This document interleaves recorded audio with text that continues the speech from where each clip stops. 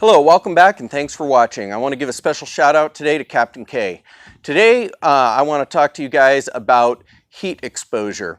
I thought it was a good topic to touch on this week since it is starting to get warm outside, and many of us, we work outside. And sometimes do some pretty tough work outside. And when it's hot, especially when you're not used to the heat, you can have some problems. Now, I know personally, I have actually been hospitalized before for dehydration when I was much younger. And it wasn't a fun experience. So first, let's talk about what can happen to you, and then we'll talk about what we can do to prevent it. So there's really three main things that you can run into with heat outside. And so the first one is kind of the most basic one, and that's dehydration. Dehydration basically means you don't have enough fluid in your body. Hydration is how much water you have. D meaning don't have it. Dehydration, not enough water in your body. That comes from not drinking enough and sweating it all out, the fluid that you do have. Okay, and so then the next thing that you have is heat exhaustion.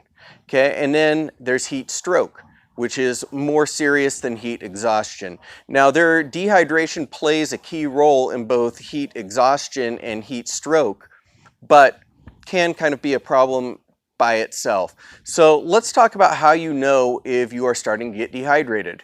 Plain and simple, you start to feel thirsty. And when you're out working and you start to feel thirsty, really, you're already on the road to dehydration.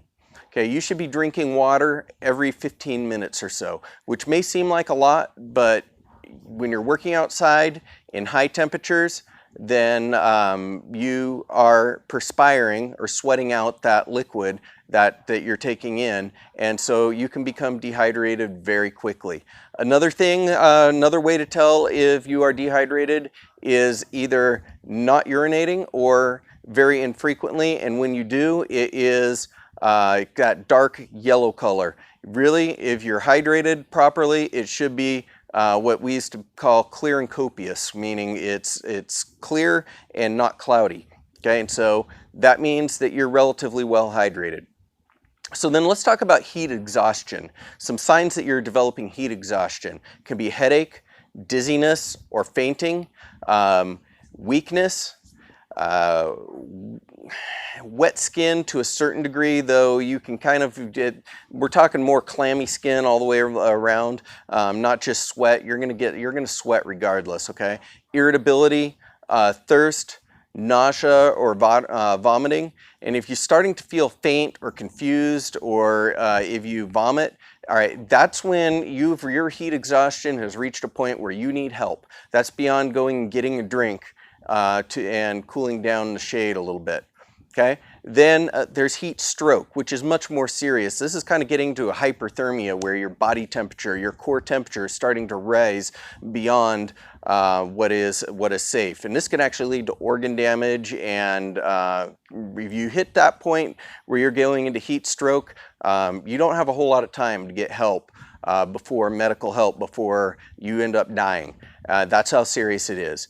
But some signs of heat stroke are confusion, not being able to think clearly, which kind of, confused and can't think, just like your mind just doesn't work, all right? You may pass out, unconsciousness, collapse, you can't stand up anymore. Seizures, okay? Seizures are where you lose control of your muscles. Might be shaking involved with that. And you might stop sweating. Now, the reason you've stopped sweating is you've reached a severe stage of dehydration. Okay, that means that you don't have enough fluid in your body anymore for your body to sweat it out. Perspiration is a way your body cools itself. Okay, have you ever gone and taken a towel? You could let's just take a rag. Do this at home. Try it out. Take a rag and get it wet and set it out in the sun so it warms up, so it's warm to the touch. Then take it and whip it around your head, snap it a few times, and then feel it. It's cool now. And the reason it cools down like that is because when you've waved it around, you force the air to evaporate. You force some of that water to evaporate as it moves, the air moves through it. And that cools it down. So that's what happens when you perspire and that water, that sweat evaporates off of your skin. Then that's kind of like a swamp cooler. It cools that temperature, cools your skin, and that helps your body regulate your temperature and cool yourself down. Okay, and so if you've sweat out all the fluid that you have in you, your body rapidly loses its ability to control its core temperature. Your core temperature will rise. It's kind of like having a fever, except for it's rising because it can't regulate the temperature, not because it's fighting an infection like a fever would be. It's raising because you can no longer control your core temperature, and that's when you'll start to get brain damage, because your brain, if it gets over a certain temperature, will become damaged, and that's permanent. Brain damage is usually permanent. That's irreversible. Your organs, your heart, your liver, your kidneys, things like those start to shut down because they're not getting enough fluid and because they're too hot. And so those things, a lot of times irreversible damage, even if you get help, and can rapidly lead to death. So how do we fight heat illness? Okay, number one thing, I already said it, drink water. Today I worked outside for about 8-9 hours, and it's a fairly warm day. I figured I drank about 6 or 7 quarts of water today, and that's based on the water bottle I was drinking. Now, if I just drank straight water, I might start to have problems, because if you've ever noticed, you get sweat that drips down and drips into your mouth, and it tastes, what's it taste like? It tastes salty. Okay, you lose electrolytes and salt, which are basically salts and chemicals that are in your body when you sweat. So you need to replace those. And so I like to put a little bit of Gatorade or lemonade powder in my water. Not a lot. You don't want a whole lot of sugar and stuff. You primarily need water, but you need some electrolyte replacement too. Okay, so I do have a weak lemonade mix, usually is what I use in my water bottle when I'm working outside. And so that I drank, based on the water bottles, like I said, about 7 quarts of water today. Probably should have drank a little bit more. What else did I do? I don't know if you noticed, but I'm wearing a long sleeve shirt and I've got this bandana around my neck. This is what I wore all day. I used to wear t-shirts when I worked out outside in the heat, and then I started wearing these loose cotton long sleeve shirts. They breathe well, and when your sweat soaks in them and the wind, you get a little bit of a breeze through there, you'd be amazed at how cool it gets. It actually is cooler than wearing a tight t-shirt. And then also, it keeps the sun off of your skin, which is another thing that heats you up. And so wearing a breathable, so you don't want something that's like polyester or spandex or something like that, right? You want something breathable. Cotton's the best for this. Lightweight cotton, breathable, long sleeve shirt. Collared is the best thing that you can wear when you're working out in the sun. Next thing, I have this bandana around my neck. It protects my neck from the sun, but the other thing that I do is I soak this in water first and I put it around my neck, so as the breeze goes, it helps keep cool. Your neck is an area, you've got large blood vessels and arteries that run through your neck. So a lot of blood going through your neck, and if you go and keep that area cool, it helps keep your body cool as well. So having something, and they make special scarves that are for doing that, and band things that go around your neck that you can wet, and they help keep you cool.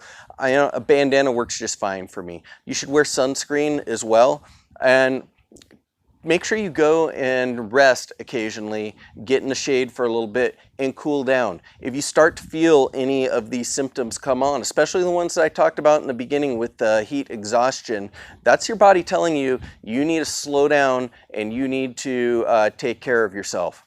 Okay, so before it gets serious. So if you start to get a headache or a little bit nauseous, yesterday I was working outside and I started to feel a little nauseous, all right? I didn't throw up, but I started to feel a little nauseous and started to get a little bit of a headache. I was dehydrated, okay? I did not drink enough yesterday when I was working outside and worked too hard. And the harder you work, the more you warm yourself up, and so the more you need to drink, the more you need to sit down occasionally in the shade to cool back down.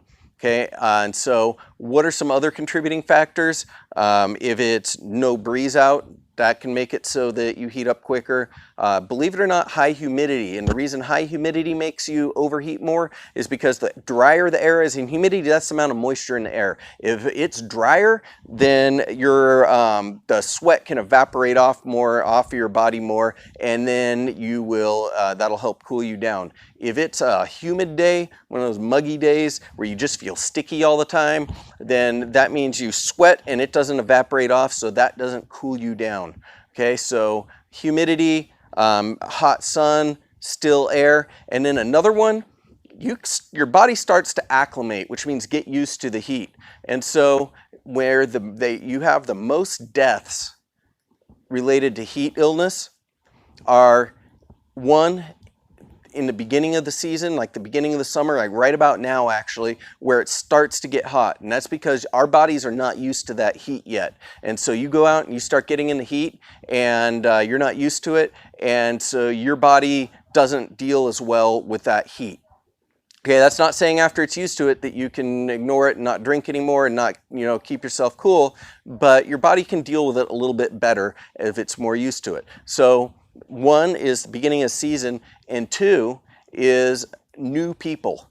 Okay, new people that come onto a job that have not, and it's statistically speaking, I forget exactly what the percentage is, but a much higher percentage of the deaths that occur from heat illness are from new employees that are new workers that have just started some job where they're not used to working in the heat, and they're the ones that run into the most problems. Okay, so if you aren't used to it, listen to your body, take extra precautions, and two, when you start to feel symptoms, it's too late, so prevent it ahead of time. Okay, and then three, I can tell you from personal experience, it is not fun to have a heat illness to the point where you need to go in for treatment.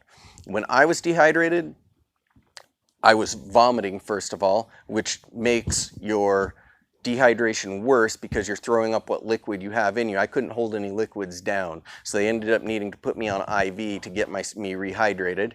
And then because my electrolyte balance was off, the salts were gone and all, and I was starting to cramp up, severe cramps. My fingers were like claws, like I couldn't straighten out my fingers. They were cramping up, cramps in my legs. I don't know if you've ever had what we used to call a Charlie horse, basically a cramp or a muscle's knot up somewhere. That's what it's extremely painful. Okay, I was lucky; it didn't get worse. I've also personally seen cases where it has been far worse, and it's not good. So please take care of yourself. Wear appropriate clothing. Lighter colors better. This is actually a little bit on the dark side. Light colored clothing, because dark attracts more heat from the sun. But lighter colored clothing, I like long sleeves. Wear sunscreen to protect you from sunburns, which can be quite dangerous as well and speed up some of the overheating. Drink plenty of fluids. Wear a hat. Wider hat's better. Don't care how dorky you look. Put something around, something to protect your neck, get it wet, and helps cool you off. But just remember, take care of yourself and watch out for those around you too. Because sometimes, I know I get in the zone, I'm working on something and I don't want to stop, and I don't always make the best decisions. Take care of your buddy, take care of your fellow workers, all right, as well. Watch out for them. Hopefully they watch out for you, and everyone's okay. Stay safe. Take care. Thanks for watching. Let me know if you have any questions or comments. Later.